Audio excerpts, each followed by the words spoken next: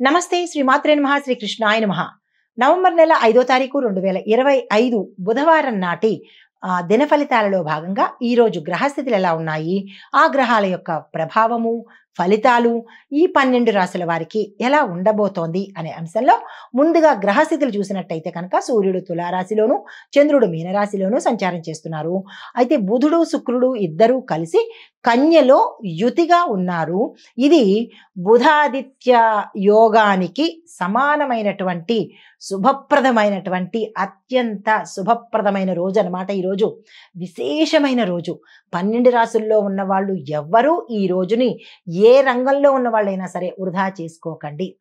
అయితే కుజుడు కర్కాటకంలోను, గురుడు వృషభంలోను, శని భగవానుడు కుంభంలోను, రాహువు మీనంలోను, కేతు కన్యలోను సంచారం చేస్తున్నారు. అయితే బుధవారం కావడం వల్ల, బుధుడికి ప్రత్యేకం కావడం వల్ల జ్ఞానము, వ్యాపారము, సంభాషణ అంటే కమ్యూనికేషను ఈ వీటన్నిటికీ కూడా మోస్ట్ ఇంపాక్ట్ అంటే వీటి మీద ప్రభావము పడేటట్టుగా ఉంటుందన్నమాట. అయితే ఈరోజు అత్యంత శుభప్రదమైనటువంటి దివ్యమైనటువంటి రోజు, గుర్తుపెట్టుకోండి. అయితే ఈ ఫలితాలు మేషం వాళ్ళకి ఎలా ఉండబోతోందంటే కనుక మానసికంగా ఉత్సాహంగా ఉంటారు. స్నేహితులతో శుభ సంభాషణలు, మంచి సంభాషణలు చేసుకోవడము, శుభ పరిణామాలు రావడము, శుభ కార్యాలకు సంబంధించి నిర్ణయాలు, యోచనలు చేయడము జరుగుతుంది. వ్యాపారంలో కొత్త ప్రణాళికలు, కొత్తగా ఏది చేసినా సక్సెస్ అయ్యే అవకాశాలు ఎక్కువ కనబడుతున్నాయి. అయితే మీకు చెప్పదగిన పరిహారం విష్ణు సహస్రనామం చదవడంతో పాటు బుధగ్రహ మంత్రాన్ని తప్పనిసరిగా అనుసంధానం చేయండి. ఒక 5 సార్లు విష్ణు సహస్రం చదివినట్టయితే కనుక 108 సార్లు బుధ మంత్రం చదవండి. ఆ మంత్రం ఏంటంటే ఓం బుం బుధాయ నమః. చాలా చిన్ని మంత్రం కదా, దీన్ని 108 సార్లు చదివే ప్రయత్నం చేసుకోండి.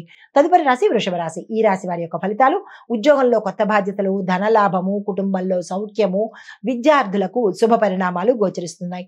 చాలా చాలా చక్కగా ఉండబోతోంది ఈరోజు. అయితే పరిహారంగా ఆకుపచ్చ బట్టలు ధరించడము, పచ్చని కందులు దానం చెయ్యడము. పచ్చని కందులు అంటే పసుపు రంగు కందులు, మనం నిత్యకృత్యం వాడుకుంటాం కదా, ఆ కందులు కానీ కందిపప్పు కానీ దానంగా ఇచ్చినట్టయితే కనుక విశేషమైన ఫలితాలు పొందుతారు. చాలా శ్రేయస్కరం కూడా. తదుపరి రాశి మిథున రాశి. ఈ రాశి వారి యొక్క ఫలితాలు: మానసిక ప్రశాంతత, సృజనాత్మకకు సంబంధించినటువంటి అంటే క్రియేటివిటీకి సంబంధించి ఆలోచనలు వస్తాయి. దాన్ని అమలు పరిచే ప్రయత్నం చేసుకోండి.